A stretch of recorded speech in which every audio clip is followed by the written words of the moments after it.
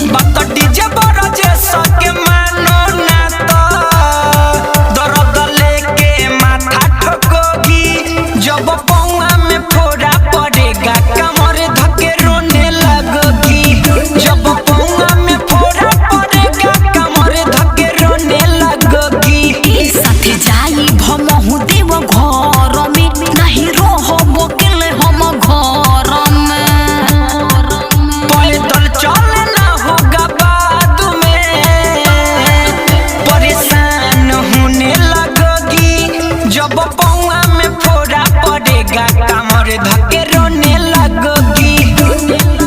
जब पौआ में फोड़ा पड़ेगा कमर धके रोने लगोगी। छाया रिकॉर्डिंग स्टूडियो केसरिया।